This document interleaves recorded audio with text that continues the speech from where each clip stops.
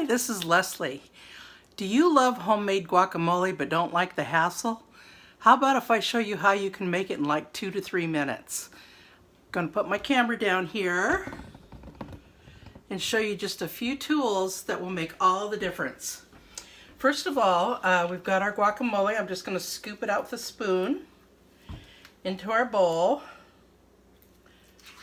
I made this guacamole with my son. It was his recipe when I was visiting him last week. But we had to chop and slice and dice everything by hand. So I'm going to make this video for him mainly, but I thought I'd share with everyone. So if you have just a few of the right tools, first of all, this manual food processor is incredible because you can chop and slice and dice so many things. You can chop herbs, you can cut shortening into flour and everything. So we're going to take this off here. And the first thing we're going to do is put a jalapeno in here. And I'm going to hold the stem and cut it right down the middle because I really do not want to get much of this jalapeno juice on my fingers. So I'm going to spread it apart, and I did not cut that well. And we're going to take our core and more and just scrape out the seeds and membranes because we don't like ours super hot. If you like it hot, leave the seeds and membranes in and your mouth will explode with heat. So, but this always affects me and makes me cough for some reason. But we're just going to clean this out. Now, my son diced this really finely with a knife, and of course you can do that, but I'm just going to take these pieces here. I should have had a garbage bowl. Cut them in a couple pieces and throw them in our manual food processor. So, see that? And in seconds, we're just going to chop this up so finely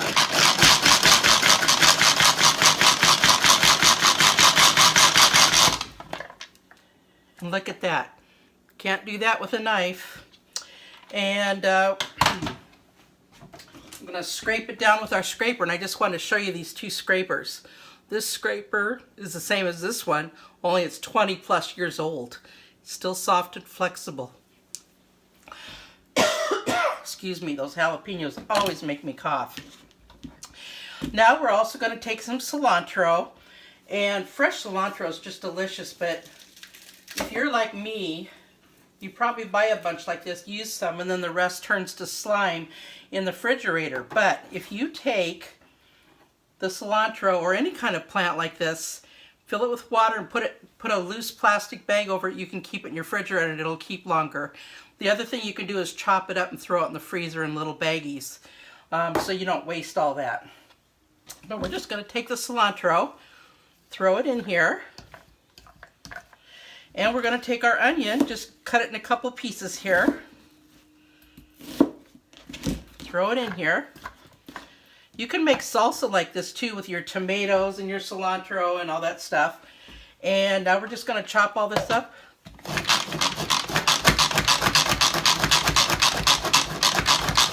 We must retrieve our butt.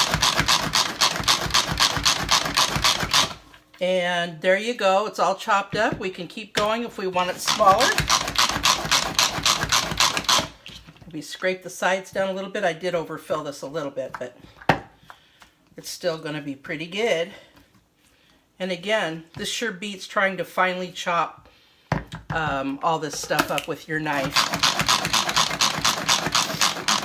Did you know you could also cut shortening into flour with this? Super fast. You can make tapenades, and you can make salsa and just serve it right out of the bowl here. So before we put that in, let's mash this. This is the world's best hand masher. One Thanksgiving I mashed 12 pounds of potatoes with this. So we just, excuse my heavy breathing, the jalapenos really get to me. See how quick and easy that's mashing? Okay, now we're just going to add our onions, our cilantro, and our jalapeno all mixed, chopped together. And we're going to add some lime juice. So I'm going to roll it to get a little flavor out. Cut it in half. And the lime juice, of course, helps keep it from turning brown too. So I'm thinking that might be too much of that stuff. We'll start with that and then we'll see how it goes. Okay, I'm not a measurer, I'm a dumper. So you can see all the juice coming out of there.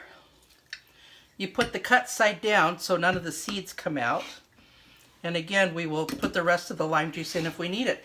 But there you go, we're just going to add some salt and some salsa, and you will have the best homemade guacamole of your life. It's just delicious. Stick it with some blue tortilla chips, and you will not be able to stop eating it. So there you go. My son Brian's recipe for guacamole.